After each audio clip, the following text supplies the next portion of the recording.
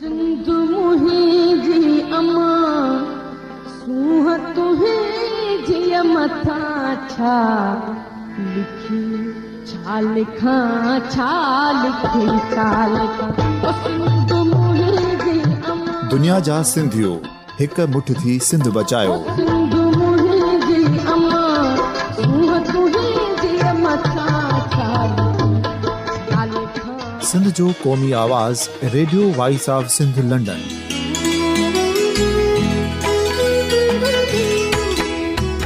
Radio voice of Sindh London पंहिंजी नशरियात में सिंध जी सियासत, समाज, इक़्तिसादियात, तारीख़, क़ौमी उमंगुनि ऐं इख़्लाक़ियात मुतलिक़ सिंध जी हक़ीक़ी तर्जुमानी कंदे प्रोग्रामनि खे असराइतो बणाइण लाइ सिंध जे घण घुरनि ऐं धरतीअ सां प्यार कंदड़ अदीबनि, दानिश्वरनि, सहाफ़ियुनि, उस्तादनि, वकीलनि ऐं हर तबिके जे मानवारनि सजणनि खे सिंध में शऊरी इनक़लाब लाइ सहकार जो सॾु ॾियूं था। अचो त गॾिजी सूफ़ियुनि ऐं संतनि वारी सिंध जो ओज हिक मुठ थी वरी वापसि आणण वारे सफ़र जा साथारी बणिजऊं।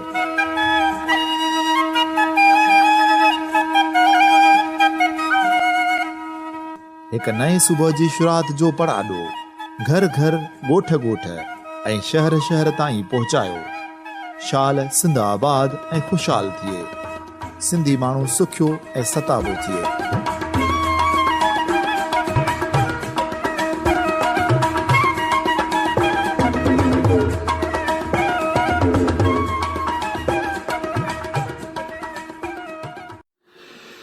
सामिन radio voice of Sindh London तां आऊं आहियां अवां जो मेज़बान जाफ़र मेमण।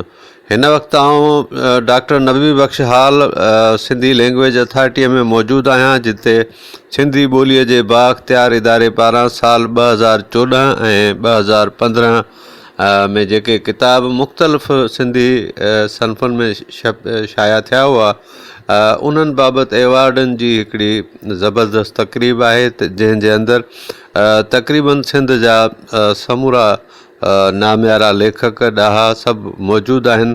जेको हीउ प्रोग्राम आहे उन जी सदारत शौकत हुसैन शोरो साहब करे रहियो आहे। अदल सुमरो, जामी चांडियो ऐं ॿिया महिमान स्टेज ते मौजूदु आहिनि। ऐं हिन वक़्तु एवार्ड ॾियण वारी जेका तक़रीब आहे उहा शुरू थी चुकी आहे।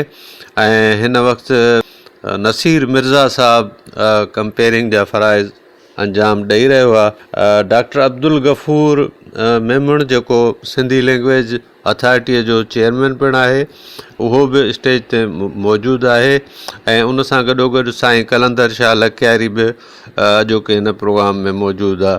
हीउ प्रोग्राम हिन वक़्तु शुरू थी चुको आहे ऐं एवार्ड ॾिना पिया वञनि, तंहिं करे असां चाहियूं था त हिन प्रोग्राम जूं जेके समाअतूं आहिनि से अव्हां जी समाअत ताईं पहुचायूं। 2014 जा एवॉर्ड जिन असांजे दोस्तनि ॾांहुं विया, उन्हनि जा नाला आहिनि डॉक्टर शेर बहराणी, मोहतरम अनवर बलोच, नसीर मेमण, रुखसाना प्रीत बदर अबड़ो, अब्बास कोरेजो, अब्दुल कादिर जूणेजो, मोहन मदहोश, यासिर काज़ी। ऐं अदबी एवॉर्ड ऐं इनाम 2015 जा जनाब महमूद मुग़ल, मोहतरमा शबनम गुल, जनाब ज़ेब सिंधी, मोहतरमा रुबीना अबड़ो, शम्स जाफ़रानी साहब, अमर लगारी साहब, भवन सिंधी साहब, मुख्तियार समो।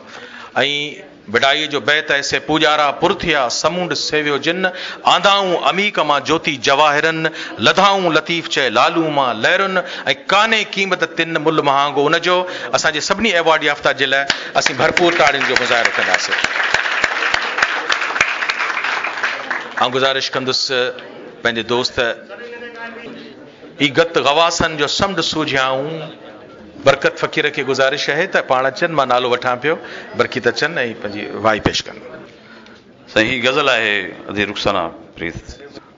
पूरा हलंदे पसा थी वेंदा, पूरा हलंदे पसा थी वेंदा, सारा रस्ता गवाह थी वेंदा, सारा रस्ता गवाह थी वेंदा। थोड़ो खोलियो। पूरा हलंदे पसा थी वेंदा सारा रस्ता गवाह थी वेंदा सारी दुनिया मयार पई ॾींदी सारी दुनिया मयार पई ॾींदी पर सजण सां निबाह थी वेंदा पर सजण सां निबाह थी वेंदा सारा रस्ता गवाह थी वेंदा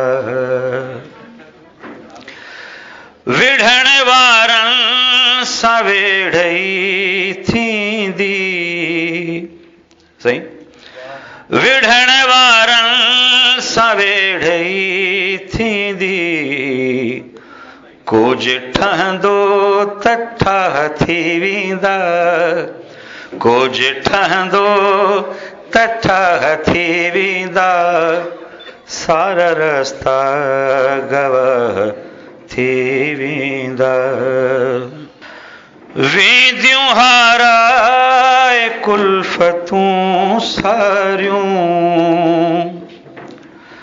वेंदियूं हाराए कुल्फतूं सारियूं नेठ सोभार चाह थी वेंदा नेठ सोभार चाह थी वेंदा सारा रस्ता गवाह थी वेंदा अच्छा विढ़ण वारनि सां वेढ़ई थींदी विढ़ण वारनि सां वेढ़ई थींदी कुझ ठहंदो त ठाह थी वेंदा कुझ ठहंदो त ठाह थी वेंदा सारा रस्ता गवाह थी वेंदा सारा रस्ता गवाह थी वेंदा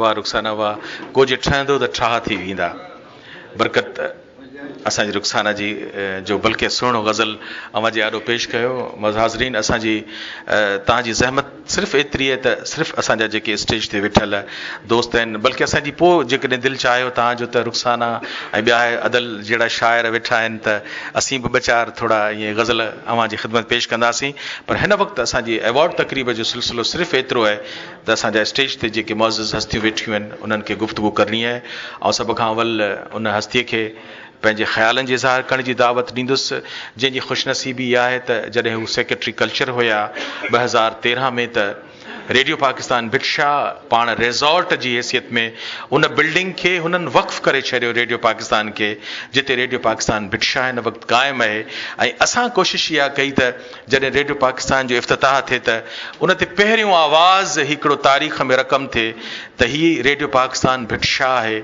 इहो असां सआदत हुन हस्तीअ खे बख़्शी ऐं शेख अयाज़ हुननि खे इहा सआदत बख़्शी त हुन जा जेके 22 वॉल्यूम्स आहिनि जेके कल्चर डिपार्टमेंट जे तरफ़ां असांजे उन प्रोजेक्ट में मदद अली सिंधी साहिबु अब्दुल कादिर मंगी साहिबु ताज जोयो साहिबु पर उनखे पाए तकमील ताईं पहुचाइण जे लाइ जंहिं हस्तीअ खे इहा सआदत मिली त हुन अयाज़ जे समूरे नसर ऐं नज़्म खे गॾु करण जे हवाले सां पंहिंजूं ख़िदमतूं सरअंजाम ॾिनियूं कॾहिं बि तो ते द्वार दिलि जा न बूट बा तूं भली हली आ बलुड़क आला तॾहिं बि हूंदा मतां चवी आज यहाँ न थींदी असांजो साईं शम्स जाफ़रानी साहब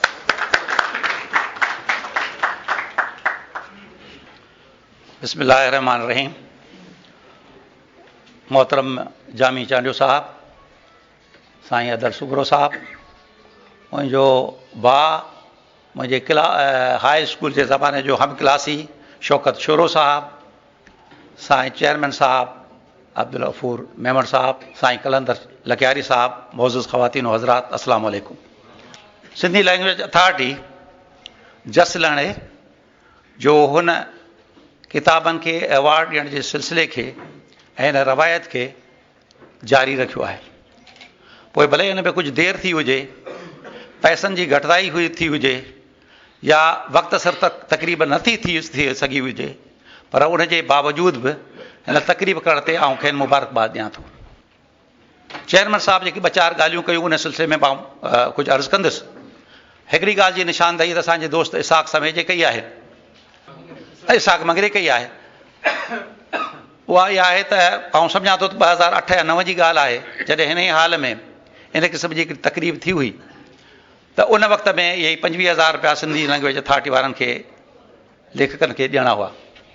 हिते स्टेज ते वेठे ई वेठे इहो हिकिड़ो ख़्यालु आयो उन वक़्त जे मिनिस्टर खे, जंहिं मूं सां इहा ॻाल्हि डिस्कस कई त असांखे इन सिलसिले में छा करणु खपे।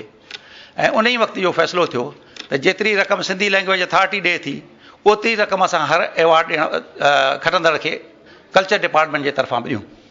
पोइ इहो सिलसिलो जारी रहियो, पर हाणे ख़बर पई आहे त को 2-3 साल थी विया आहिनि, 14 खां वठी इहो सिलसिलो मुनक़ता थी वियो आहे।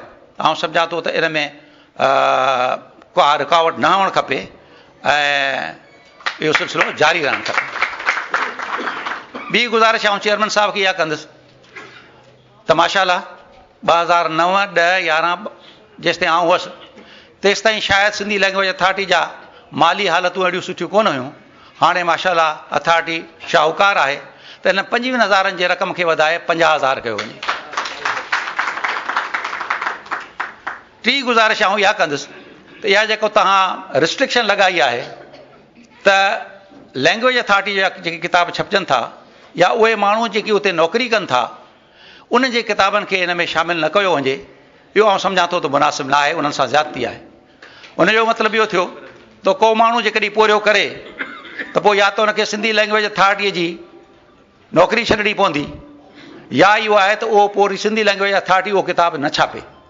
इन ते गौर कजे, थी सघे थो उन ते कुझु आङुरियूं खॼनि, पर जेकॾहिं नियत साफ़ आहे ऐं जेकी असांजा जज साहिबान आहिनि उहो उन्हनि ते उन्हनि जे इल्मो फज़ल ते जेकॾहिं भरोसो करे सघिजे थो त पोइ उन्हनि खे शामिलु करण में आउं सम्झां थो त को आर न हुअणु खपे। अॼोकी तकरीब जी अहमियत पंहिंजे जाइ ते, पर आउं सम्झां थो त हिन तकरीब में वज़ीर सकाफ़त या असांजे सेक्रेटरी सकाफ़त न अची शायदि लाशौरी तौरु हिन तकरीब जी अहमियत खे घटि करण जी कोशिशि कई आहे।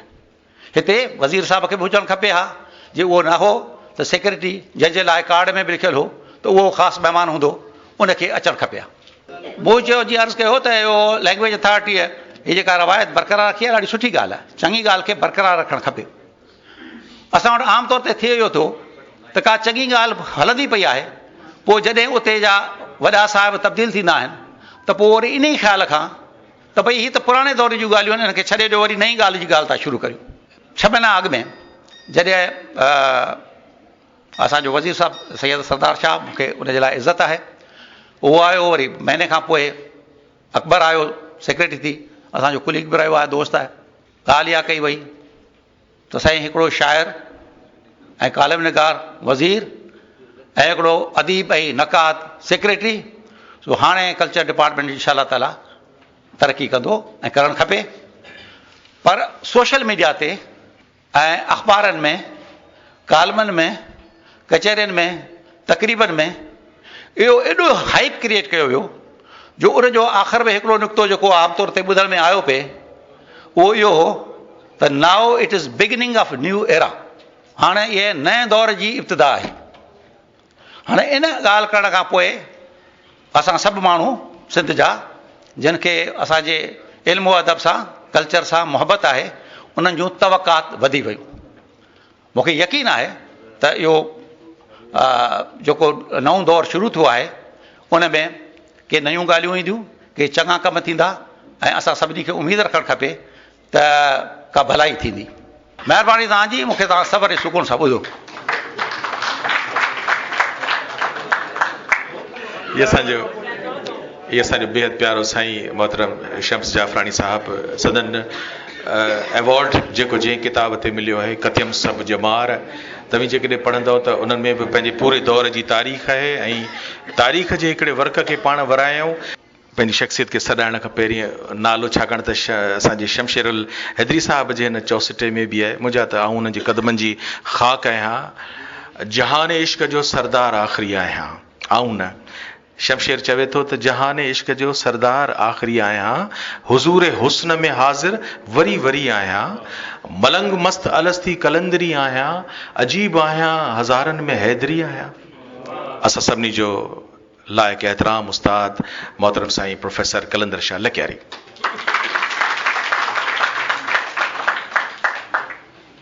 ही सिंधी लैंग्वेज अथॉरिटी जो हिकिड़ो यादगार गॾिजाणी आहे, ॾाढी सुठी ॻाल्हि आहे। हाणे मूंखे मुंहिंजे साम्हूं ग़ुलाम मुस्तफ़ा सोलंकी साहिबु वेठो आहे, उहो बि अहिड़ा अवार्ड ॾींदो आहे, सिंधराणी अवार्ड, कल्चरल अवार्ड, सुठनि किताबनि ते सुठनि माण्हुनि खे अवार्ड ॾींदो आहे। त हाणे इहा सुठी ॻाल्हि थी वई। सिंधी ॿोलीअ जे बारे में हाणे हिकिड़ो साईं हो, सो हुन बि इहा ॿुधाई, भट्टी साहिबु वेठो आहे, हा, त बाबा हाणे सिंधी ॿोली जेका सा वञे थी पोइ ते पवंदी, हाणे बराबरि पोइ ते पवंदी वञे, छो त हाणे उहे मीन्स ऑफ प्रोडक्शन बदिलिजी विया आहिनि। पर हाणे ॻाल्हि इहा आहे त असां वटि ॿ महेरी वेठा आहिनि, मिठो बि आहे, दोदो बि आहे। सो असां वटि हिकिड़ा माण्हू हूंदा आहिनि शिकारी, उन्हनि जी वरी ॿोली जो लहजो पंहिंजो हूंदो आहे।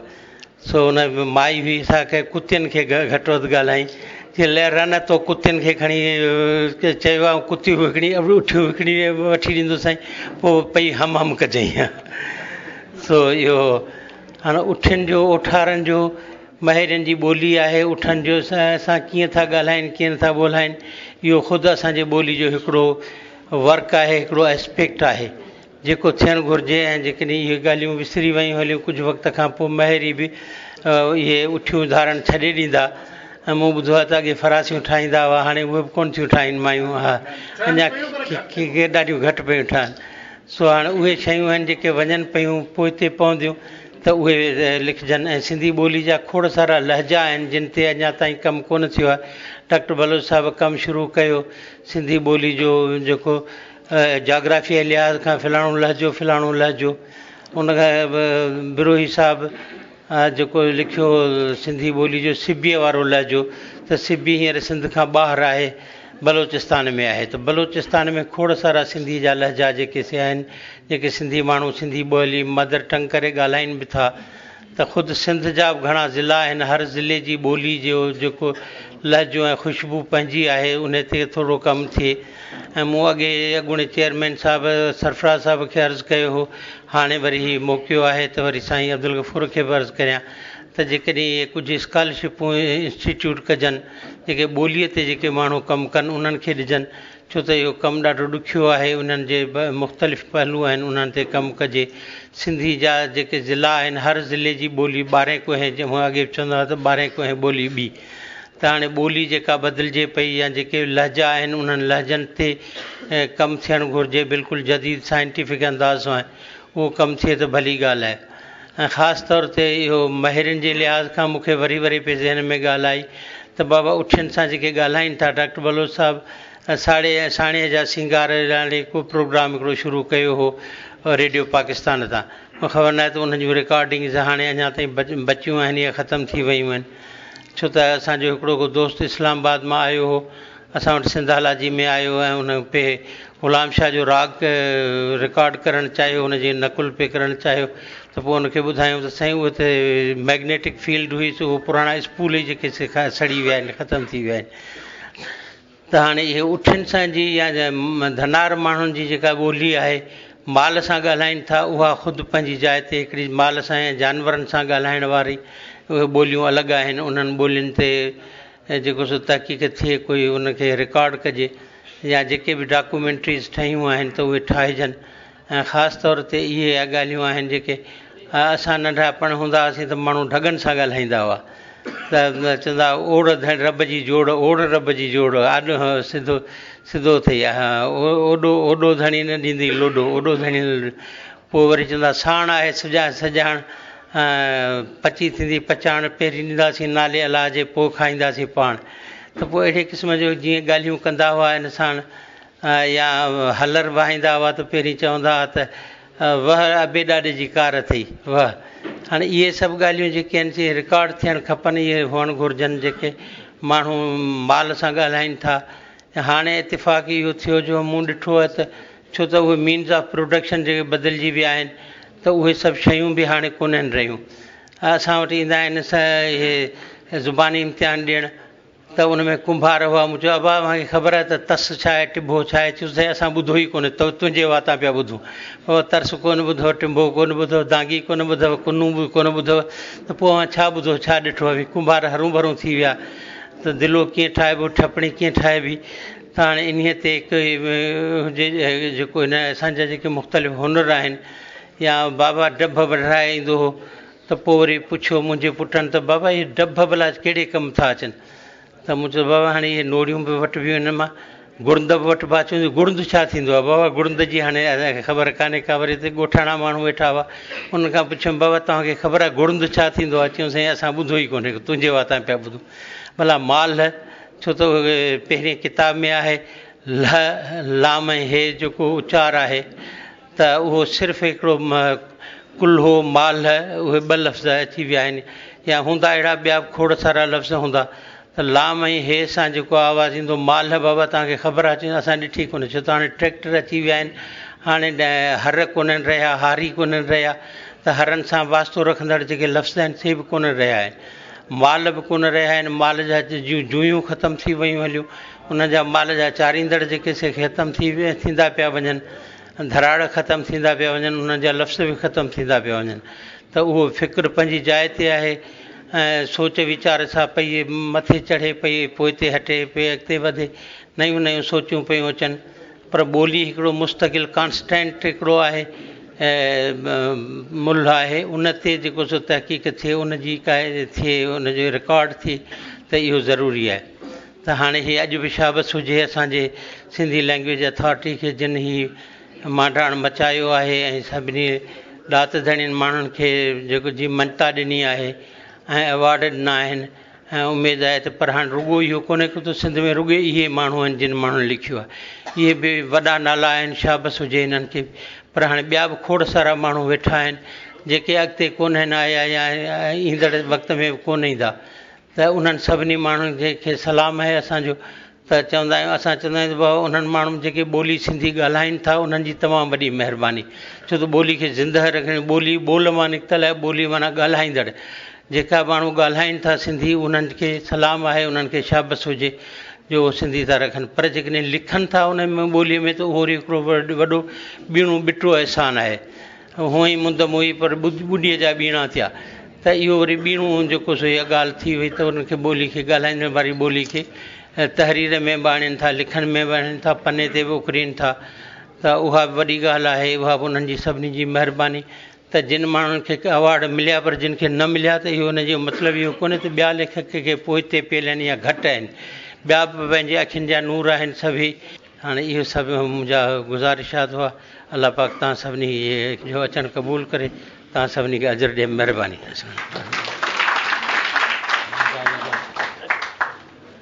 मोहतरम साईं प्रोफेसर कलंदर शाह लखियारी साईं न फ़क़ति सुहिणी गुफ़्तगू कई पर गॾोगॾु सिंधी ॿोलीअ जे केतिरनि ई मतरूक लफ़्ज़नि खां बि असांजे नौजवान टईअ खे वाक़िफ़ु कयो। त माण्हू जॾहिं हाज़िर सर्विस जाफ़रानी साहिबु हूंदो आहे तॾहिं हूंदो आहे मोतीअ दाणो, ऐं जॾहिं रिटायर थी वेंदो आहे त थी वेंदो आहे फोतीअ दाणो।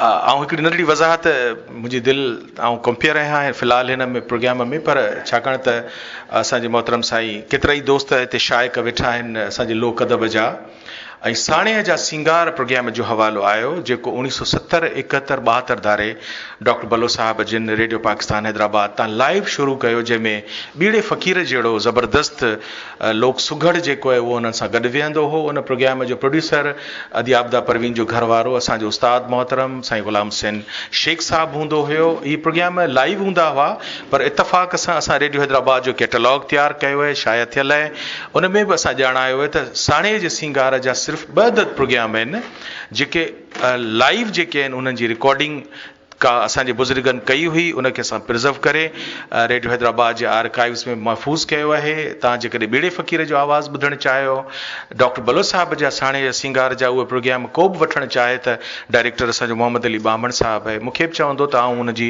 बेशक मदद कंदुसि। जंहिंमें ॿीड़े फ़क़ीर जे आवाज़ में असांखे हुनजो शुहर आफ़ाक़ बैत ॿुधण में अचे थो त दानाव मिसल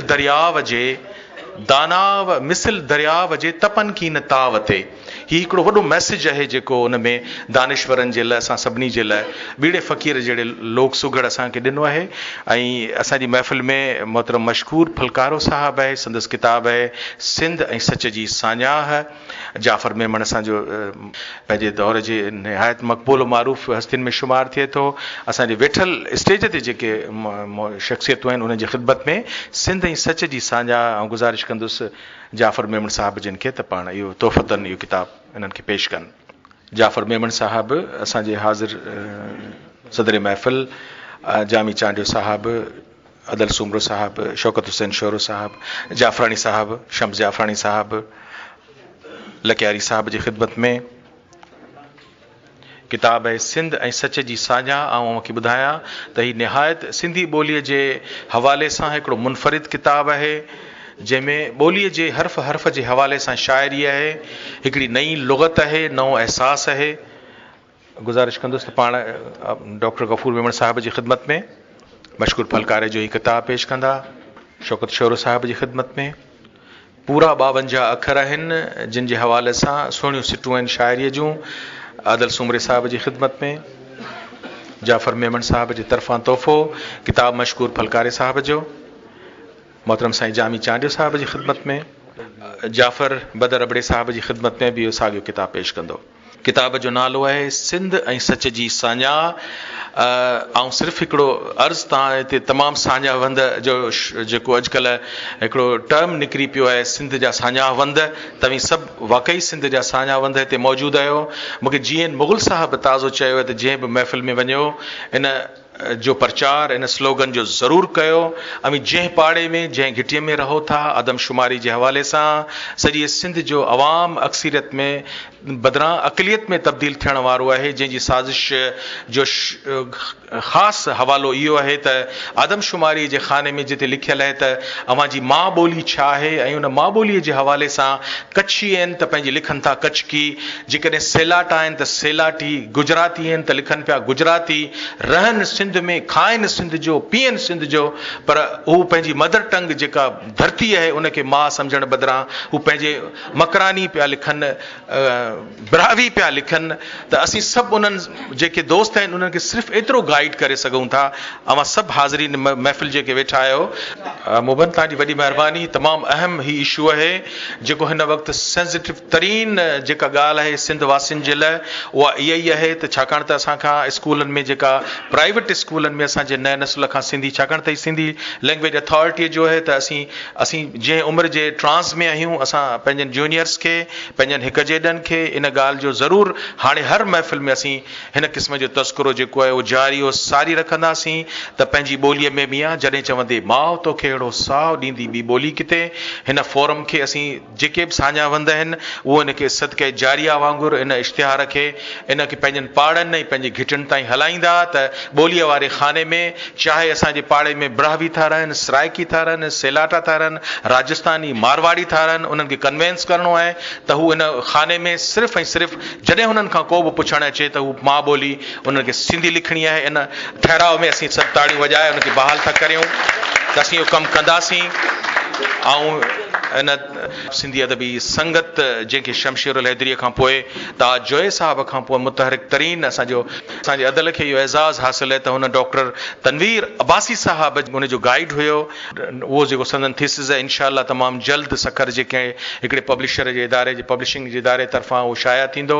मुंहिंजो दोस्त आहे सिंधी ॿोली जो निहायत अहम शाइर आहे। तोसीं मुंहिंजा झेड़ा, तोसीं मुंहिंजा मेड़ा, अदल सां कॾहिं विढ़ूं था कॾहिं ठहूं था, पर आहे अदल असांजी दिलि में। तनवीर अब्बासी साहिब जो शेर ऐं पढ़ी खेसि गुफ़्तगू ॾींदुसि, गुफ़्तगू जी दावत ॾींदुसि त जॾहिं बि दोस्त था तोसां मिलण जा ॾींहं अचनि, लॻे थो ॼण त गुलनि जे टिणण जा ॾींहं अचनि। अदल सुमरो साहिब। मूं गहणा पाराया ॿ गुण ॿोलीअ खे, मूं जीअं केरु चवे ॾोहीड़ा हिन ॾेह जा। असुल छा आहे त एवॉर्ड जो जेको तरीक़ेकार आहे उहो थोरो मुंझाईंदड़ आहे। कुझु माण्हू अहिड़ा आहिनि जेके पसंदि न कंदा आहिनि त किताब मोकिले ॾिजनि, लाइन में बीहो असांखे एवॉर्ड ॾियो, ईअं बि आहे।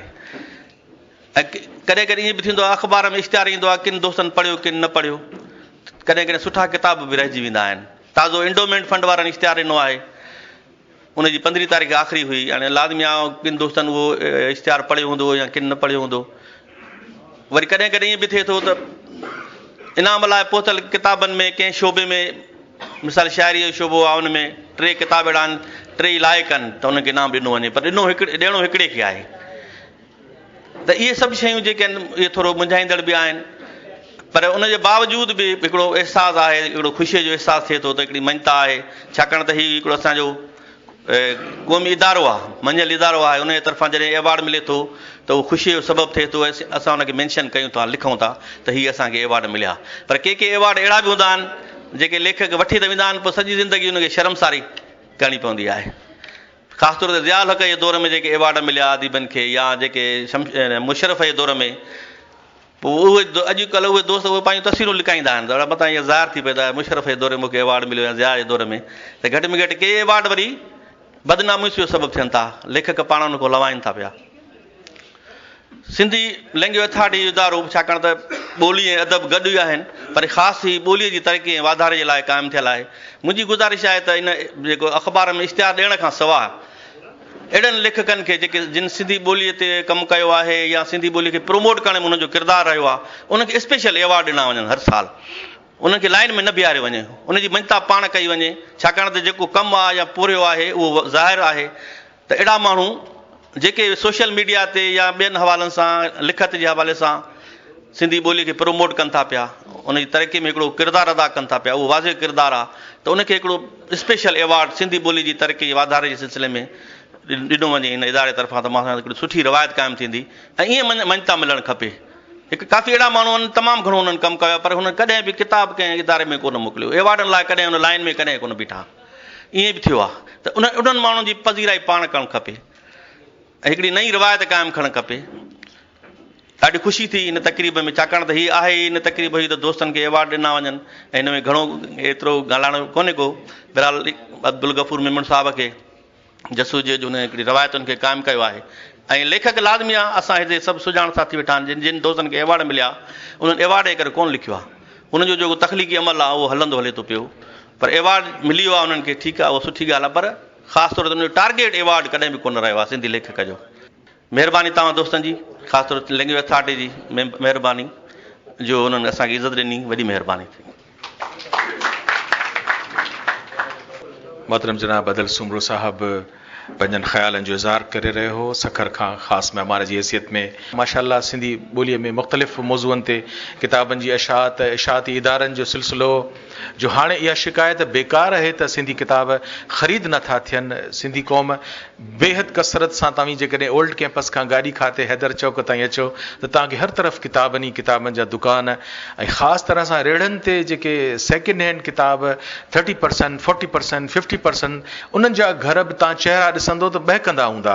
जेके तव्हांखे स्टॉलनि ते किताब विकिणंदा नज़र अचनि था, उहे बि तव्हांखे ख़ुशि खुरम नज़र ईंदा। त असीं इहा घटि में घटि हाणे शिकायत नथा करे सघूं त सिंधी किताब नथा हलनि, माशाअल्लाह उन्हनि जा पूरा घर हलनि पिया।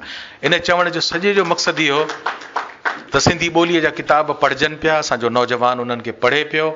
ॻाल्हि सिर्फ़ु उन मुस्तक़बिल जी आहे जॾहिं असांजो नओं नसुल जेको इंग्लिश ऐं बेस्ड स्कूलनि में जेको पढ़े थो, उनजो असांजे सभिनी दोस्तनि खे अहसासु आहे।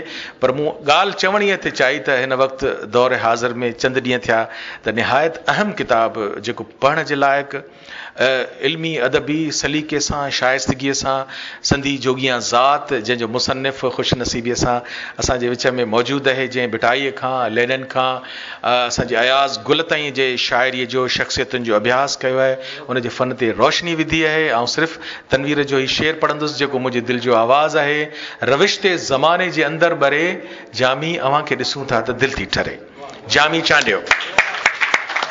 महिरबानी नसीर, मां सभ खां पहिरीं मुबारकबाद थो ॾियां लैंग्वेज अथॉरिटी खे त हिन तमामु सुठी ऐं सुहिणी तक़रीब जो इतमामु कयो अथनि। ऐं जीअं डॉक्टर साहब पाण चयो त हीअ का रुगो रस्मी क़िस्म जी गजाणी न आहे, पर ही पंहिंजे ॿोलीअ जे तख़लीकारनि खे ऐं उन्हनि जे मयारी कम खे ऐं तमामु सुठनि मयारी किताबनि ते ॼण त समाज तरफ़ां रुॻो इदारे तरफ़ां मञता न आहे पर हिकिड़े पूरे समाज तरफ़ां मञता ॾियण जो हिकिड़ो क़दम आहे। ऐं मां सभिनी जिन बि राइटर्स खे इन 2 सालनि जा अवॉर्ड मिलिया आहिनि, मुंहिंजा घणा दोस्त आहिनि, सभु दोस्त आहिनि ऐं सभिनी खे दिलि सां मुबारक ॾियां थो। मां पाण 2014 वारी जजिस जी कमेटी में शामिल हुउसि, इन करे जेके 2014 वारा जेके अवॉर्ड आहिनि उन में कुझु जेको बि सही या ग़लति फ़ैसिलो थियो आहे उन में मां बि शामिल हुउसि जजिस में। काफ़ी ॻाल्हियूं थियूं आहिनि ऐं मां सिर्फ़ु 2-4 ॻाल्हियूं करणु चाहींदुसि हिन मौक़े ते। हिन किताबनि खे मञता ॾियणु या मयारी अदब खे या मयारी कम खे मञता ॾियण जा तमामु घण तरफ़ा हिकिड़े समाज ते असर पवनि था। ख़ासि तौर ते हिकिड़ो अहिड़ो समाज जंहिंजी अक्सरियत किताब नथी पढ़े ऐं जंहिं समाज में किताब तमामु निरंजन वेठो आहे, असां उन्हनि खे ॻाल्हायो पंहिंजे बारे में, जंहिं समाज में किताब मयारी घटि थो लिखिजे ऐं पढ़िजे तमामु घटि थो, ऐं अहिड़ो समाज जिते अञा ताईं अदीबनि ऐं शाइरनि ऐं मुहक़िक़नि जे घर वारनि जी नज़र में उहे घणे बेकार माण्हू आहिनि, असां सभई। ऐं अहिड़ो समाज जिते अञा ताईं मुआशिरो हिन खे कमु सम्झे नथो। हिकिड़ो माण्हू मूं वटि आयो गुज़िरियल साल, पुछई भला साईं छा पिया कयो भला? मुंहिंजो लतीफ़ साईं ते हिकिड़ो किताब ते कमु कयो अथमि ऐं 3 साल खनि कमु कयो अथमि, इरादो आहे त हाणे कुझु महीननि में हुनखे पूरो कयां थो। इहो सभु ॿुधी पुछई छा छा उन में छा छा आहे, वरी ॿुधायोमांसि त हुन में हे सभु पासा हूंदा। चई साईं पोइ अमली कमु बि कयो न थोरो घणो। 14 कलाक वेही जेको माण्हू हिकिड़े कंहिं मौज़ूअ ते कमु थो करे उहो हे समाज अञा उनखे कमु सम्झे नथो ऐं तव्हां सम्झो सूरत साॻी सूरत हूंदी। त मां सम्झां थो त हिकिड़े अहिड़े मुआशिरे में हिन क़िस्म जी मञता, हिन क़िस्म जो जेका मोट आहे इहा तमामु उत्साहींदड़ आहे ऐं ॼण त समाज में इहो वेसा ॾियणो आहे त हे बि कमु आहे हिकिड़ो ऐं तमामु मयारी कमु आहे ऐं हे माण्हू बेकार न आहिनि, इहे कम वारा माण्हू आहिनि। मुंहिंजे ख़्याल में ही जीअं त सभु घणे भाङे अदीब या अदब दोस्त वेठल आहिनि दोस्त ऐं केतिरा मुख़्तलिफ़ जा माण्हू वेठल आहिनि, मां 2-4 सलाहूं ॾियणु चाहियां थो या कुझु आइडियाज़ फ्लोट करणु चाहियां थो। सिंधी अदब जो, जदीद सिंधी अदब जो हिकिड़ो दौरु हो जॾहिं असां वटि क्लासिकल दौर जे लोक अदब ऐं तसौफ़ जी या रज़मिया शाइरी खां सवाइ ॿियो कुझु कोन हो। असां वटि नसुर कोन हो, असां वटि तर्जुमो कोन हो, असां वटि अफ़सानो कोन हो, नावल कोन हो, तहक़ीक़ कोन हुई, घणे भाङे मयारी तनक़ीद कोन हुई, ग़ैर अफ़सानवी सिन्फ़ूं असां वटि ॿियूं घणे भाङे कोन हुयूं, चंद डायरियूं हुयूं, किसा तारीख़ जा, पर उन में वधा घणो आहे, उनखे तारीख़ चवणु मुश्किल ॾुखियो आहे। इन करे हिकिड़ो पूरो दौरु आहे अंग्रेज़ दौर खां अॻु ताईं जेको बि रिकॉर्डेड असां वटि अदब जी तारीख़ आहे उन में असां वटि या त लोक अदब हो या असां वटि समन ऐं सूमरनि जे दौर जी रज़मिया शाइरी आहे या असां वटि तसौफ़ जी रिवायत सां सलाहियल तमामु हिकिड़ी अज़ीम रिवायत वारी बेमिसाल शाइरी आहे, पर ॿिया शोभा न हुआ। पोइ जदीद सिंधी अदब जो दौरु जॾहिं अंग्रेज़ी ॿोली आई त ॿोली उहो भली खणी दौरु कॉलोनियल हो, भली खणी जा मक़सद कहिड़ा बि हुआ, यकीनन ख़राबु हुआ, पर बहरहाल तारीख़ जा लका थियनि था। अंग्रेज़ी ॿोली जे अचण जा नुक़सान बि थींदा आहिनि, पूरी दुनिया में थिया आहिनि, पर कुझु फ़ाइदा बि थिया। उहे इहे थिया त उन ॿोली जे करे दुनिया जे मुख़्तलिफ़ ॿोलियुनि जो अदब असांजी ॿोली में अचणु शुरू थियो ऐं जदीद अदब जा रुझान जंहिं मिर्ज़ा कलीज बेग खां वठी पूरो दौरु आहे ऐं तव्हां ॾिसंदव त उहो असां वटि दौरु आयो। ऐं शेख हयात साहिबु ॾाढी सुठी ॻाल्हि लिखी पंहिंजे वक़्त में पंहिंजे हिकिड़े किताब में त हे दौरु शाइरनि जे लाइ उमीद जो दौरु न आहे, हिन दौर जे शाइर खे तमामु घणो मुतालो करणो पवंदो, हिन दौर जे शाइर खे तमामु घणो दुनिया जो अदब पढ़णो पवंदो ऐं इहो ई सबबु आहे जो शेख हयास उन वसी मुताले तख़लीक़ त हुन में हुई, हुन में तफ़कुर त हो, तख़युल त हो, हुन में ॿोली त हुन में हुई, पर उन सां गॾोगॾु अयाज़ जो हिकिड़ो वसी मुतालो हो जंहिं शेख अयाज़ खे 20वीं सदी जो हिकिड़ो तमामु वॾो तख़लीकार शाइर करे पेश कयो। इहो मुमकिन न हुजे हा जेकॾहिं हू फ़क़ति मक़ामी सोचुनि ऐं ख़्यालनि ऐं मुताले खां महरूम रहे हा। पोइ हिकिड़ो पूरो दौरु आयो, तव्हां ॾिसंदव त तर्जुमनि जी पूरी ऐं दुनिया जी हर ॿोलीअ में तर्जुमनि जो वॾो बुनियादी किरदारु रहियो आहे। हे अरब जो समाज तव्हां ॾिसो त अरबनि वटि कुझु बि कोन हो सवाइ क़दीम क्लासिकल शाइरी जे, या मज़हबी कुझु शयुनि जे किताबनि जे, पर तव्हां ॾिसंदव त अरबन वटि जॾहिं ख़लीफ़े मामून रशीद जे दौर में जॾहिं बैतुल हिकमत जो दारो ठहियो ऐं उनखे चयो वेंदो आहे ट्रांसलेशन मूवमेंट, हिकिड़ी तर्जुमनि जी तहरीक पैदा कई वई। ऐं उन ज़माने में बगदाद में दुनिया जो जेको बि अवेलेबल इल्मु हो, कीमिया जो, रियाज़ी जो, साइंस जो, तिब जो, फिज़िक्स जो, अदब, फ़लसफ़ो, मंतिक, इहे सभु शोबा तर्जुमो थिया अरबी में। ऐं तव्हां मां घणनि खे ख़बर हूंदी त जदीद यूरोप जी जेका निशाद सानी आहे उहा अरबीअ जे मार्फत वरी उहो इल्मु रूमी ऐं यूनानी तहज़ीब मां अरबन वटि आयो ऐं अरबन मां उहो सॼो इल्मु ऐं अदब थींदो वरी मग़रब में पहुतो ऐं तव्हां ॾिसो था पूरो दौरु हिकिड़ो आयो। सिंधी अदब जे अंदरि बि यकीनन इहो हिकिड़ो पूरो दौरु आयो। असांजो जेको दौरु हो 1 यूनिट वारो, जेतोणीकि वरी कारो दौरु हो ऐं तमामु ख़राबु दौरु हो, पर कॾहिं कॾहिं तारीख़ जा हादसा समाजनि ऐं क़ौमुनि खे वॾा बुनियाद फ़राहम कनि था, उन्हनि में हिकिड़ी पंहिंजूं लिकियल क़ुवतूं ज़ाहिर कनि था उन्हनि जूं। ऐं तव्हां ॾिसंदव मूं हींअर पंहिंजे हिन किताब में लिखियो आहे त ही जेके माण्हू हुआ, तव्हां ॾिसो उन नसुल जा हिकिड़े हिकिड़े माण्हू ॼण त इहो सम्झो त हिन समाज में को बि कमु न कंदो त मां त ज़रूरु कंदुसि। ऐं हिकिड़े हिकिड़े माण्हूअ अदब, ॿोली, तारीख़, शाइरी, जेके बि हुननि जे शोभा हुआ उन्हनि में तव्हां ॾिसंदव त उन्हनि माण्हुनि पंहिंजे वित वस ऐं पंहिंजे पहुच खां 100 भेरा वधीक कमु करे ॾेखारियो। ऐं शायदि इहो ई सबबु हो जो असांजी ॿोलीअ खे, अदब खे, समाज खे हिकिड़ो तमामु वॾो छाल मिलियो। हाणे वरी मां ॾिसां थो त काफ़ी अरसे खां पोइ वरी हिकिड़ो कम जो रुझान ठहे पियो, हिकिड़ो माहौल जुड़े पियो। मिसाल नाविल उनजे मयार ते फ़िलहाल नथा ॻाल्हायूं, पर लिखिजणु शुरू थियो आहे। जॾहिं लिखिबो तॾहिं त मयार ईंदो न।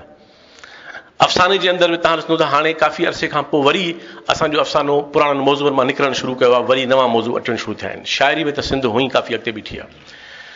मां 2-3 शोबनि जे हवाले सां पंहिंजी राय ॾियणु चाहींदुसि तव्हांजे महफ़िल में। तहक़ीक़, हाणे तहक़ीक़ असां वटि जदीद जेका तहक़ीक़ थी आहे उन में जेकॾहिं डॉक्टर बलोच साहिबु हिकिड़े कढी छॾियऊं त असांजे तहक़ीक़ जो वॾो हिसो त बलोच साहिबु हिकिड़े सां ॿधलु आहे। ऐं उनजो सबबु इहो त बलोच साहिब जी जेका तरबियत हुई उहा रुॻो मक़ामी न हुई। हुन 1952 में अमेरिका जी हिकिड़ी तमामु वॾी यूनिवर्सिटी मां डॉक्टर पंहिंजी PhD कई। हुनखे तहक़ीक़ जी ख़बर हुई, इल्म तहक़ीक़ खां वाक़िफ़ हो। त हुन पंहिंजी डॉक्टरल थीसिस त कई तालीम जे शोबे में, पर हुन मोटी अची पंहिंजो बुनियादी शोबा जेके चूंडिया, लोक अदब, ॿोली, लतीफ़ियात, इहे हुनजा बुनियादी मौज़ू आहे। ॿिया मौज़ू रहिया पर इहे हुनजा बुनियादी मौज़ू आहे।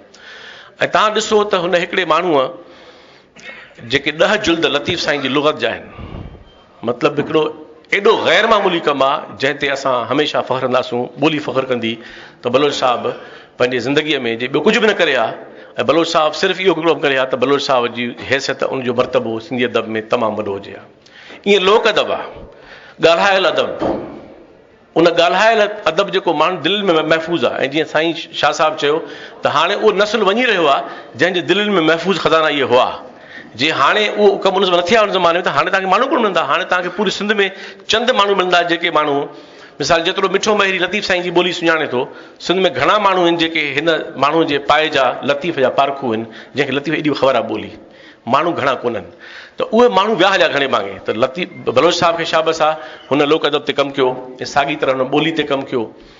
ऐं जेको हुनजो आख़िरी वॾो कारनामो लतीफ़ साईं जो हिकु कलमी जेको शाइर रिसालो जेको आहे 8 छपियल ऐं अणछपियल, बलोच साहिब जे उन किताब ते मूं हींअर तनक़ीदी मकालो बि लिखियो आहे।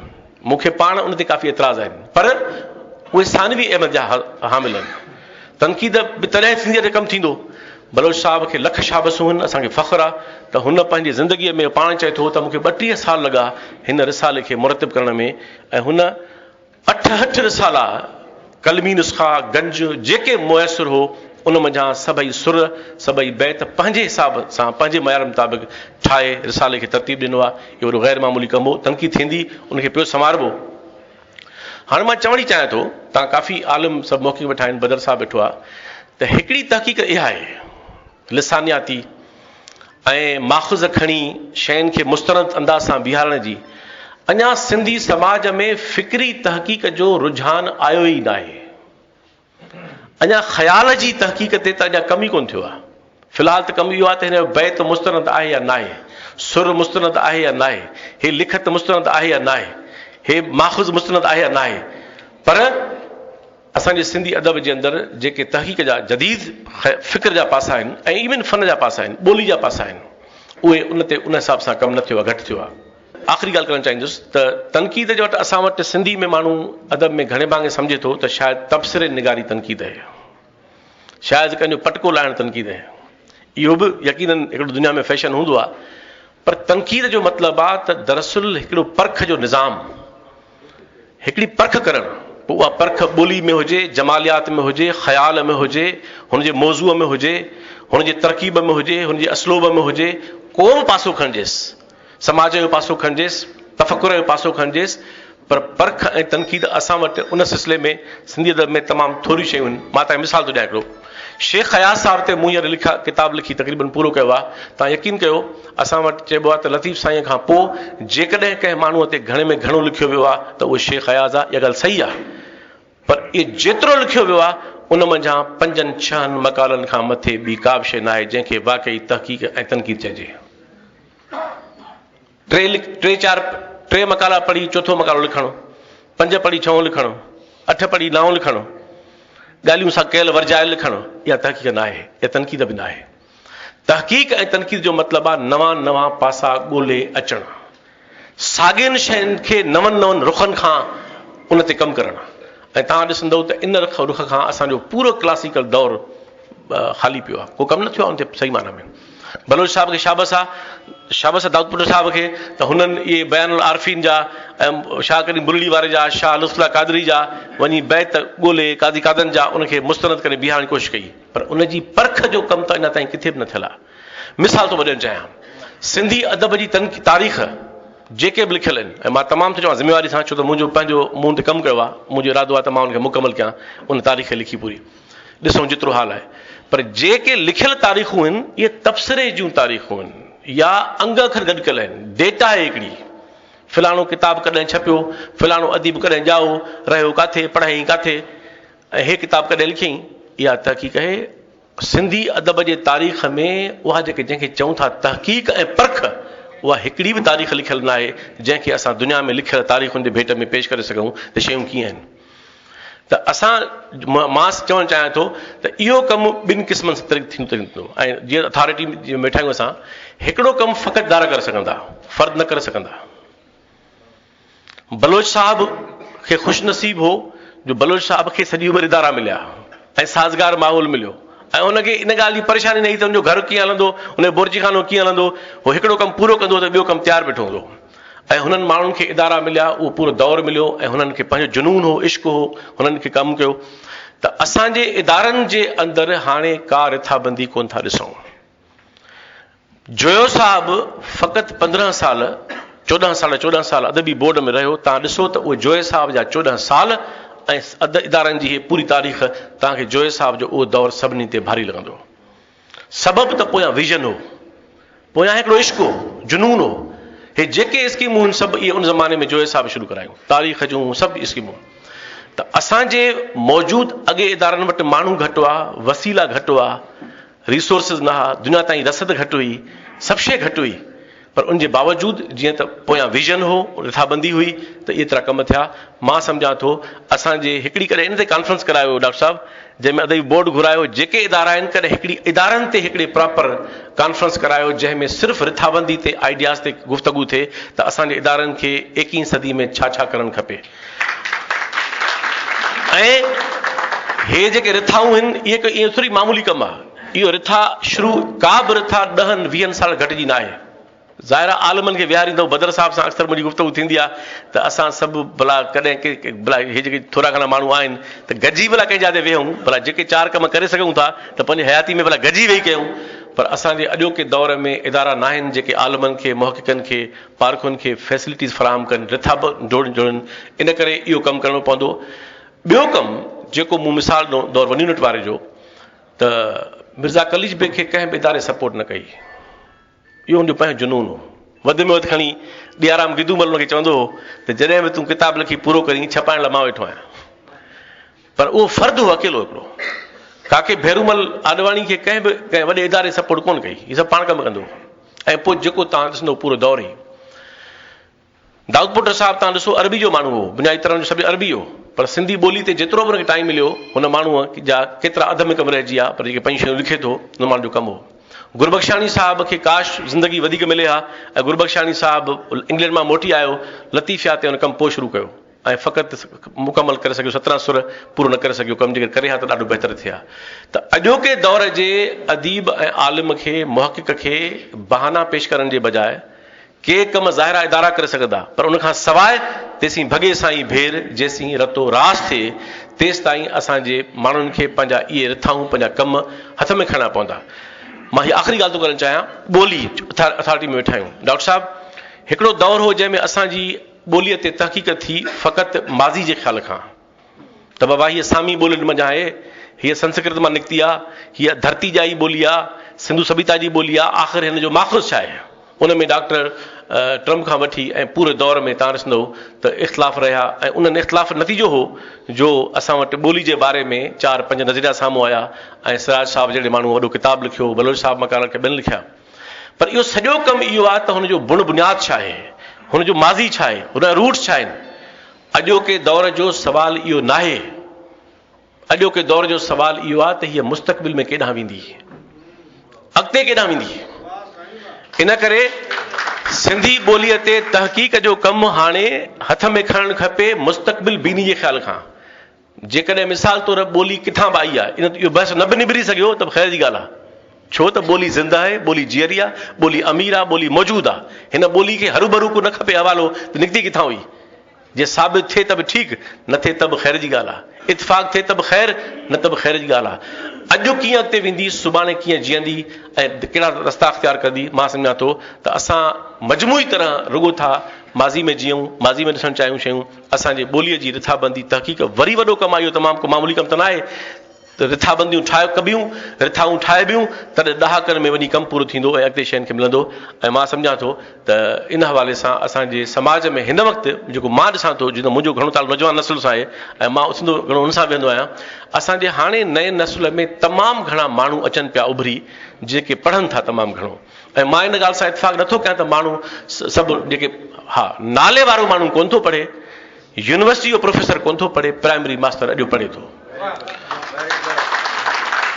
वॾनि शहरनि जो अदीब कोन थो पढ़े, नंढनि शहरनि जो शाइर अदीब अॼु बि पंहिंजे महदूद पघार मां किताब वठे थो, पढ़े थो। नौजवान ऐं शागिर्द तव्हां ॾिसंदो त हितां वञी ॾिसो किताब घरनि ते, तव्हां पुछंदो त इहो वरी बि इहो महदूद वसीलनि वारो शागिर्द आहे, नौजवान आहे जो किताब ख़रीद करे थो, मोहन वेठो आहे, ख़बर हूंदी इहो किताब पढ़े थो। त पंहिंजे ईंदड़ ऐं पंहिंजे मौजूदु नस्ल में असांखे एतबार करणु खपे, असांखे रस्ता ठाहे ॾियणु खपनि त इहो नस्ल वरी नए दौर जे हिसाब सां पंहिंजे कुलनि ते बार खणे ऐं सिंधी अदब, ॿोली, तारीख़ जो कमु अॻिते वधे। तव्हांजी वॾी महिरबानी। ज़बरदस्त जामी साईं, तव्हां तमामु अहम दानिशवाराना नुक़्ते निगाह सां गुफ़्तगू कई। माठ जहिड़ी मिठाई ॿी कान्हे जंहिंसां चंबड़ी पवे थो चप सां चप, सुहिणनि लफ़्ज़नि सां दिलनि जा बार झका थी पवंदा, शौकत तुंहिंजे चपनि सां लॻंदे लॻंदे लफ़्ज़ मिठा थी पवंदा। सदर महफ़िल शौकत हुसैन शौरो साहब। तव्हांखे ॿुधायां त मूं नावल लिखणु शुरू कयो आहे।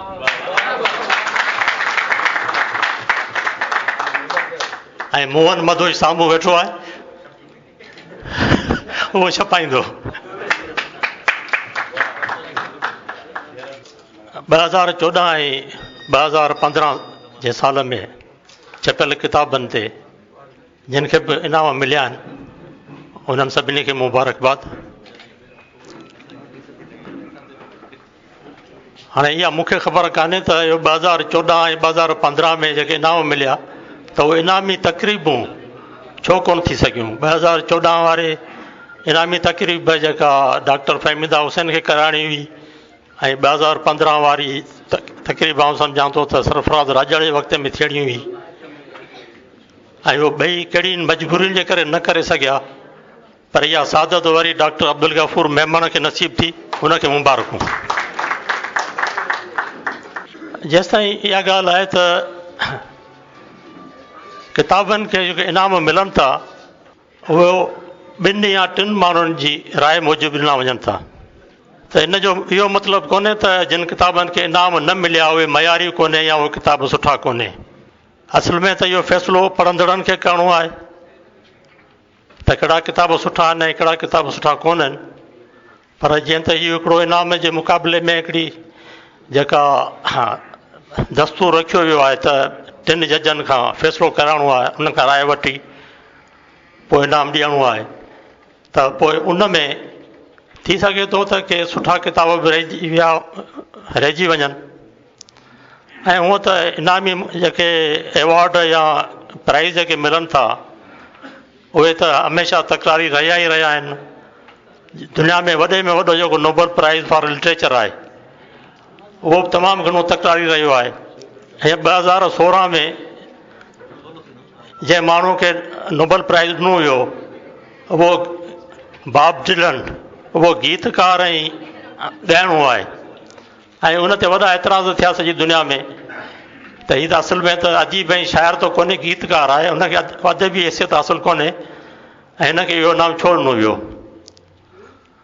ऐं हुन पाण बि उन इनाम ते को रिएक्शन ज़ाहिर कोन कयो ऐं इनाम वठण बि कोन वियो, उन पारां ॿिए ख़ातून इनाम वठणु वई।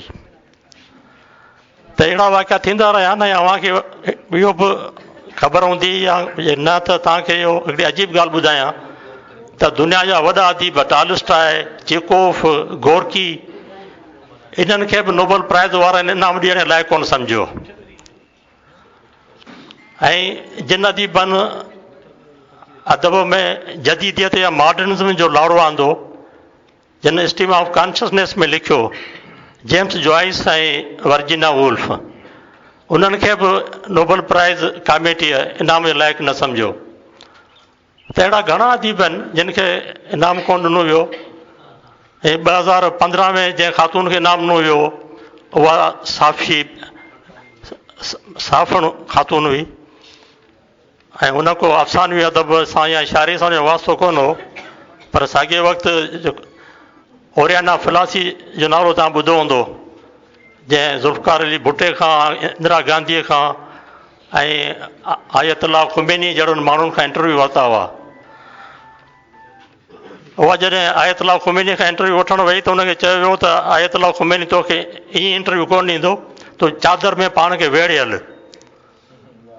उहो पाण खे चादर में वेड़े जॾहिं उते पहुती आयतुल्लाह ख़ुमैनी अॻियां त उन वक़्तु उन चादर लाइ फिटी कई, चई आउं तोखे इंटरव्यू वठणु आई आहियां, कैदियाणी थी कोन आई आहियां तो वटि। ऐं उनखे उन वक़्तु दुनिया जा वॾा वॾा जेके सरबराह हुआ उहे फरमाइश करे, रिक्वेस्ट करे उनखां घुराईंदा हुआ। ख़ुदि ज़ुल्फ़कार अली भुट्टे बि उनखे फरमाइश कई त मूंखां इंटरव्यू वठि। ऐं उन हिकिड़ो ज़बरदस्त नावल बि लिखियो, ए मैन, त उनखे बि नोबल प्राइज़ कोन मिलियो। तंहिंजे करे जेके इनाम नथो मिले त उनजो मतिलबु कोन्हे त को उन में का घटिताई आहे, उहो मयारी कोन्हे, या साल में बसि हिकिड़ो ई को अफ़सानवी अदब नावल या अफ़सानो या शाइरी जो किताबु हिकिड़ो ई उहो मयारी आहे जंहिंखे इनाम ॾिनो वियो।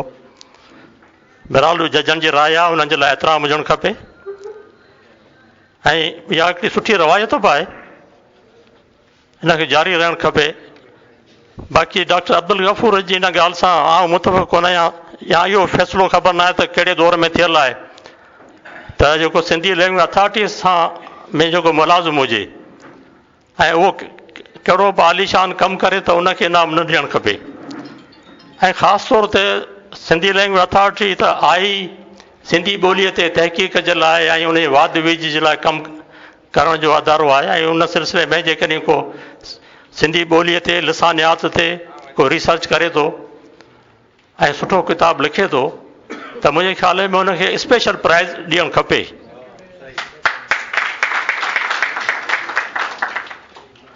हाणे वरी ॿियो मसइलो हिते इहो बि आहे जेको सिंधी किताबनि सां आहे, जामी चांडे जी ॻाल्हि इहा सही आहे त नौजवाननि खे शौक़ु आहे पढ़ण जो, किताब बि जाम छपजनि था।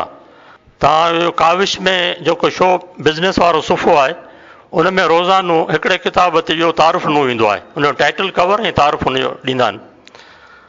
ऐं तव्हां रुॻो इन मां ई अंदाज़ो लॻाइजो कि रोज़ जेकॾहिं हिकिड़ो किताबु शाये थिए थो त महीने में माना 30 सिंधी किताब शाये थियनि था, त साल में 365 या 400 किताब जेकॾहिं छपजनि त इहा तमामु वॾी ॻाल्हि आहे। त असां वटि किताबनि छपजण जो त अमल त जारी आहे, पर जेतिरा किताब छपजणु खपनि घटि में घटि आउं सम्झां थो त 1 लख कापियूं त हलणु खपनि जेके 3.5-4 करोड़ माण्हू जेके आहिनि असां वटि सिंधी, त उन्हनि में पढ़ियल लिखियल माण्हू खणी घटि हुजनि, तॾहिं बि जेको लॾो मास्तरनि जो लॾो आहे या शागिर्द आहिनि या जेके माण्हू जिन खे सिंधी किताबनि सां चाह आहे, त लख कापियूं त हलणु खपनि, पर किथे 500 खां बि घटि कापियूं थियूं विकामनि। इन जो हिकिड़ो ॿियो बि हल निकिरी सघे थो, जेकॾहिं उन में थोरी हुकूमत बि सचाई ॾेखारे। हाणे इंडिया में छा आहे त जेको बि सिंधी किताब छपिजे थो उन जूं 150 कापियूं सरकार वठण लाइ ॿधल आहे। उते बि साॻियो जीअं असांजो सिंधी लैंग्वेज अथॉरिटी अदारो आहे, उते आहे national council for promotion of Sindhi language. उहो 150 कापियूं राइटर खां ख़रीद कंदो आहे ऐं मुख़्तलिफ़ लाइब्रेरियुनि में उहो किताब मोकिलींदो आहे।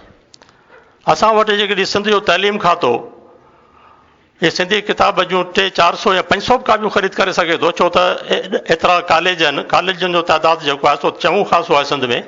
रुगो कॉलेजनि जी लाइब्रेरियुनि में ई इहे किताब जेकॾहिं वञनि त बि सिंधी किताब चङा ख़ासा हली सघनि था।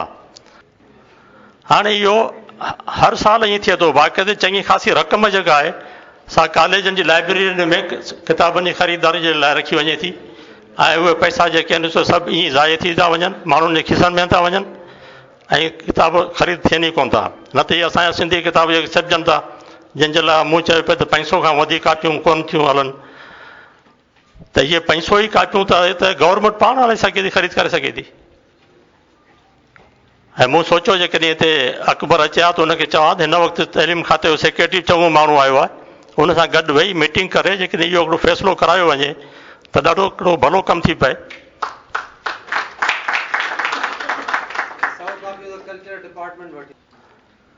ऐं जेसिताईं इनामनि जी रक़म जो मामिलो आहे त 25,000 त मुंहिंजे ख़्याल में तमामु घटि आहिनि, उन घटि में घटि 50,000 त हुजणु खपे।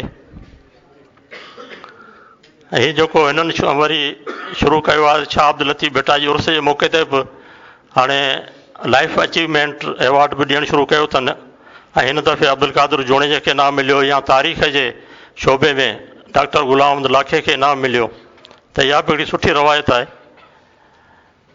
बहरहाल कल्चर डिपार्टमेंट इनाम ॾिए या सिंधी लैंग्वेज अथॉरिटी इनाम ॾिए, पर इन इनाम जो जेको आहे सो पैसा वधणु खपनि। ऐं अवां सभिनी जी महिरबानी, अवां मूंखे ॿुधो ऐं उमेदु आहे त इहे गॾिजाणियूं बाक़ाइदगी सां थींदियूं रहंदियूं। महिरबानी। तमामु घणी महिरबानी मोहतरम साईं शौकत हुसैन शोरू साहब, सदर महफ़िल जी हैसियत में अवां सां मुखातिब हुयो। लाड़काणे खां आयल निहायत अहम शाइरा जंहिंजो हिन दौर में हिकिड़ो पंहिंजी शाइरी जे हवाले सां लहजो आहे, क़ाबिल एतिराम असांजी बेहद प्यारी भेण रुबीना अबड़ो। मुंहिंजो नज़्म आहे हिकु पीढ़ी। किथे आहीं ओ सूफ़ी दौर मुंहिंजे जा, किथे आहीं ओ सूफ़ी दौर मुंहिंजे जा, समूरी खुदाई तो जियां अॼु रक़्स में आहे। किथे आहीं ओ सूफ़ी दौर मुंहिंजे जा, समूरी खुदाई तो जियां अॼु रक़्स में आहे। ऐं तुंहिंजे अक्स में आहे उहो अंदाज़ मस्तीअ जो, ऐं तुंहिंजे अक्स में आहे उहो अंदाज़ मस्तीअ जो हावी आहे ज़माने जे ख़ुदाउनि ते। ख़लाउनि मां लथी जा बेख़ुदी तो ते, ख़ुदाउनि जी ख़ुदीअ खां बि उहा ॼण मोतबर आहे। ही तुंहिंजी छेर जी छम छम लॻे थी ईअं, ही तुंहिंजी छेर जी छम छम लॻे थी ईअं, खणे पई साह धरती ॼण।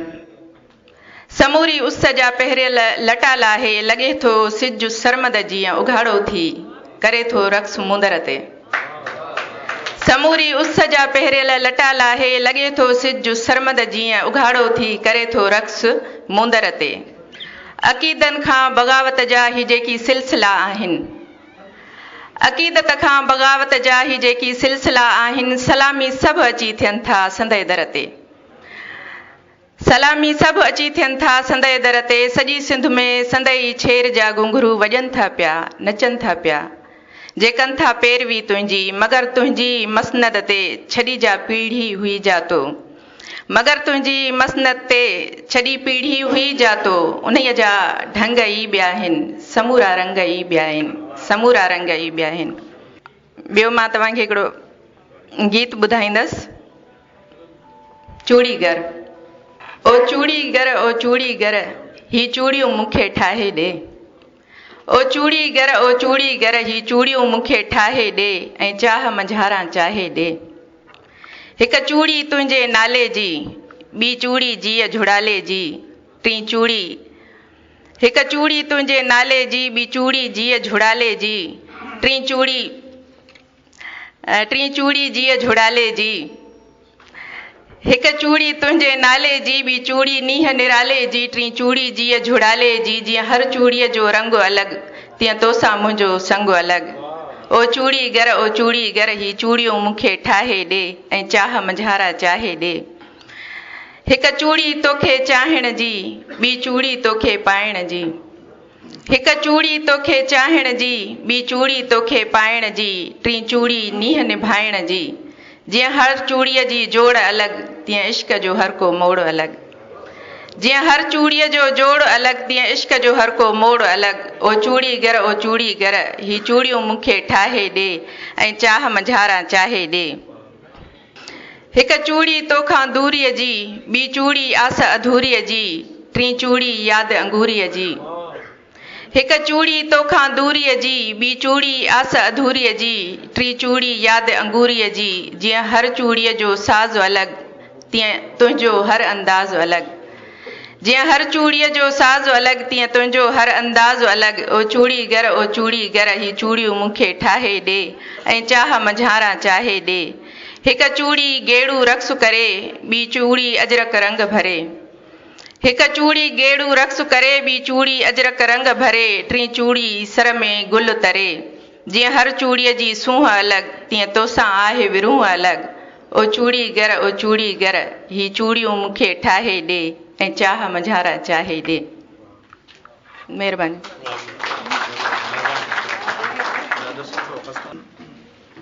असांजे रुबीना अबड़ो साहिबा असांखे मान ॾिनो ऐं मूंखे उमेदु आहे त अदल साहिब एसि ताईं वाई ठाहे वरिती हूंदी, छाकाणि त उन खां पोइ ऐं गुज़ारिश कंदुसि बेहद हुजत सां अदल खे त हू पंहिंजी शाइरी असांखे कुझु ॿुधाए। नसीर साईं जी फरमाइश आहे। मां पाण हिकिड़ो नज़म तव्हांखे ॿुधायां थो पंहिंजे ॻोठ जे हवाले सां। सिपियुनि जे ॻोठ जूं ॻाल्हियूं उॾामी ओचितो आहिनि, ज़हन जे तार ते वेठियूं। सिपियुनि जे ॻोठ जूं ॻाल्हियूं उॾामी ओचितो आहिनि, ज़हन जे तार ते वेठियूं। अॾनि सांद जी टेशण पुराणो रेल जो रस्तो, उठनि ते ॻोठ पहुतासीं, पुठनि ते ॿार रिश्तनि जा। उठनि ते ॻोठ पहुतासीं, पुठनि ते ॿार रिश्तनि जा।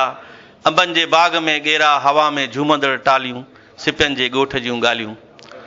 छुटनि छा पीर जो मेलो, धमालूं धरतती सारी। छुटनि छा पीर जो मेलो, धमालूं धरतती सारी। चंद्र जा गीत फ़ोने ते ऐं साथी ख़ान जो होटल। उहे ई मांडड़ियूं साॻियूं, मगर माण्हू उहे रहिया न आहिनि। जीअनि था जीअड़ा कई, जुदायूं जीअ में जालियूं, सिपियुनि जे ॻोठ जूं ॻाल्हियूं। लॾे जो लाड़ खां निकिता, रुलिया रंगरेज़ रोड़ीअ में। अमा पोड़ीअ ॿुधायो हो, सिपियुनि जे ॻोठ जूं मायूं अञा अजरक बि ओढ़िन थियूं, अञा फुटियूं बि चूंडनि थियूं। लॾे जो लाड़ खां निकिता, रुलिया रंगरेज़ रोड़ीअ में। अमा पोड़ीअ ॿुधायो हो, सिपियुनि जे ॻोठ जूं मायूं अञा अजरक बि ओढ़िन थियूं, अञा फुटियूं बि चूंडनि थियूं। अखियुनि में तिरविरा आहिनि, अंदर में सारथी सुॾके ॿरनि थियूं बाबरी काठियूं, उहे आलियूं, सिपियुनि जे ॻोठ जूं ॻाल्हियूं, सिपियुनि जे ॻोठ जूं।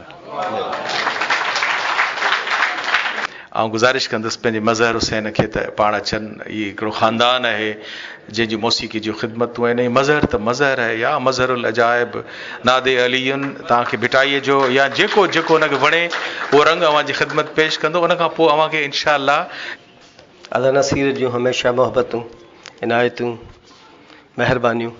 2 मिंट हिकिड़ी वाई पेश कंदुसि ऐं हुन खां पोइ 2 मिंट हिकिड़ी ठुमरी पेश कंदुसि। मुंहिंजो दिलि आहे महबूबनि जी महिरबानी जिन घुरायो।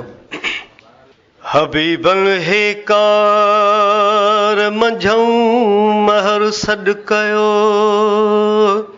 हबीबन हे कार मंझूं महर सॾु कयो। सो मूं सभु ॼमार सोमू सब जमार ओरण उहोई थियो आया आसथियाम बारो चा भंभार में पसी पहर पुल्हुअ जी नसीने ठरियाम पसी पहर पुल्हुअ जी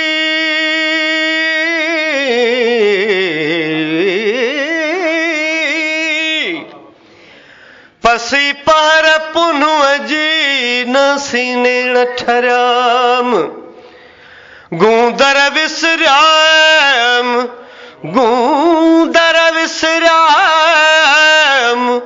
सुखं शाखूं कढियूं ओला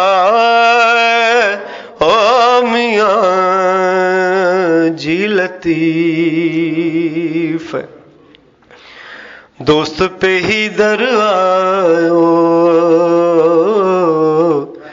दोस्त पे ही दर आयो थियो मिलन जो सायो दोस्त पे ही दर आयो दोस्त पे ही दर आयो हो जहीं जा दस दुरा हो जहीं जा हो जहीं जा हो जहीं जो दस दुरा ओ डोज सो आयो ओ डोज सो आयो दोस्त पे ही दर आयो दोस्त पे ही दर आयो अब्दुल लतीफ चे अची अजीब अब्दुल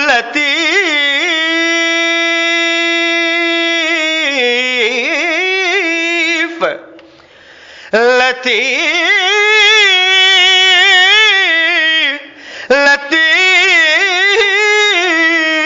लतीफ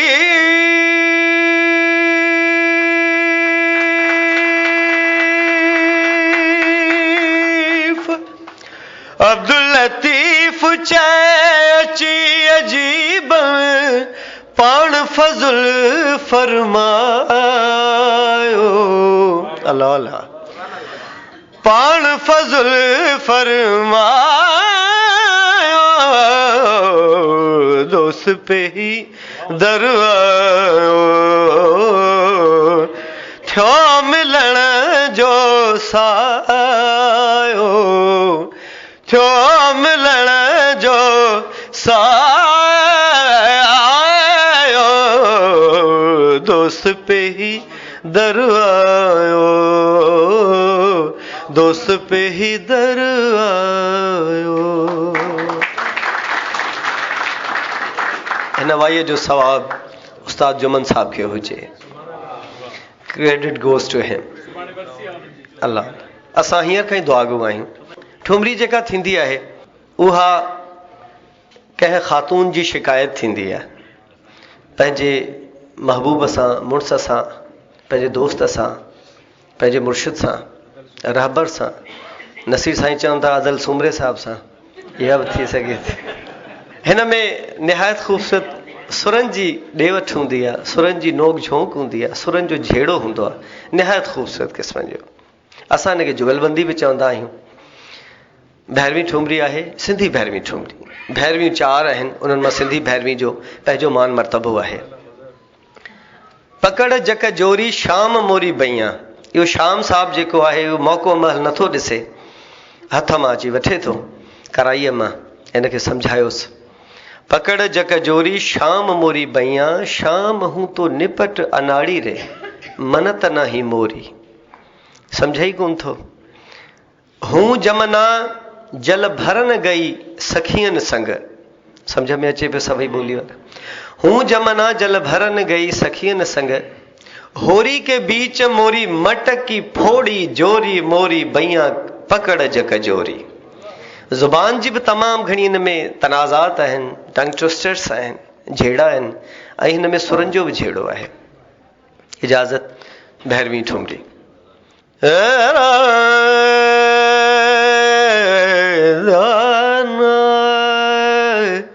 भैरवी असांजी सदा सुहागिण आहे, कंहिं वक़्तु बि ॻाए सघिजे थी।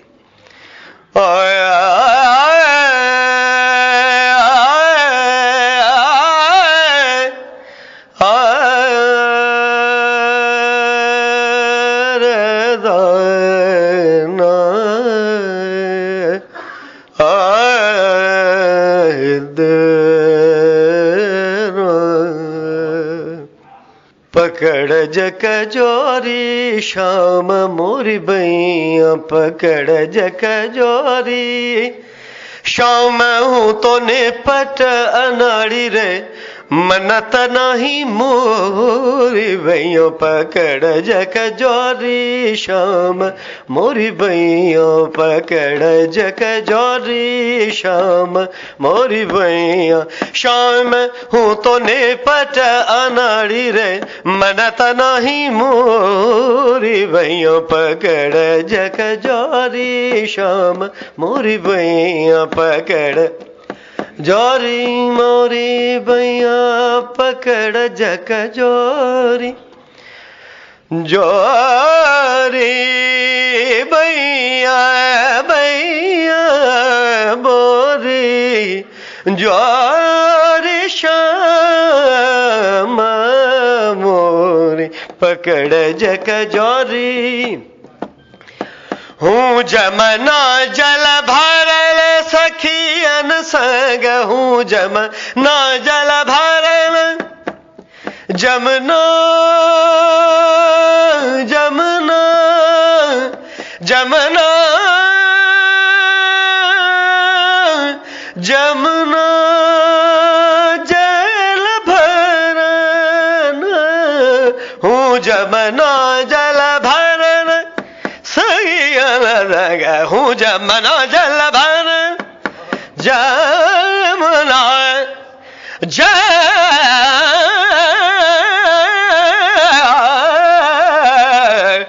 जमना।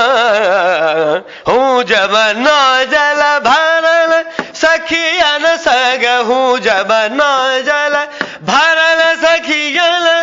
होरी के बीच मोरी मटकी फोड़ी जोरी मोरी भैया पकड़ जक जोरी। शाम मोरी भैया पकड़ भैया मोरी भैया भैया भैया रे अरे भैया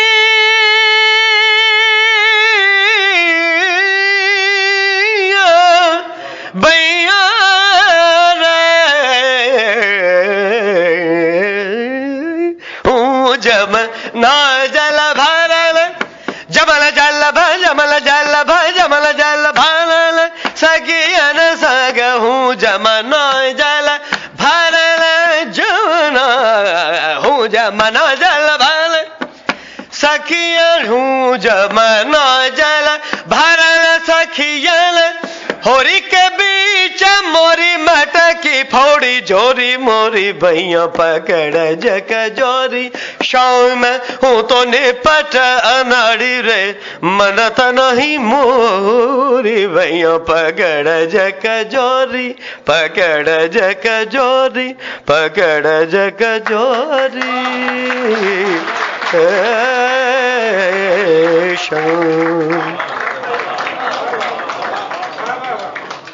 अदा नसीर जी वॾी महिरबानी। मज़हर हुसैन महफ़िल खे मंडे छॾियो। असीं अॼोकी हीअ जेका अवॉर्ड तक़रीब आहे 2014-15 जी सदर महफ़िल मोहतरम साईं शौकत हुसैन शौरी साहिब जिन जी इजाज़त सां उनखे पुॼाणी ते पहुचायूं था। ऐं सिंधी लैंग्वेज अथॉरिटी जो चेयरमैन मोहतरम साईं प्रोफेसर डॉक्टर अब्दुल गफ़ूर मेमन साहब मेज़बान जी हैसियत में अवां सभिनी आयल दोस्तनि जी हिकु दफ़ो ॿीहर अथॉरिटी जे पारां महिरबानी। सामीन इन सां गॾु ही प्रोग्राम पंहिंजी पुॼाणी खे पहुतो। जाफ़र मेमण खे हैदराबाद मां इजाज़त ॾींदा ऐं ॿुधंदा रहंदा radio voice of Sindh London. अवां जी समातुनि ताईं radio voice of Sindh London.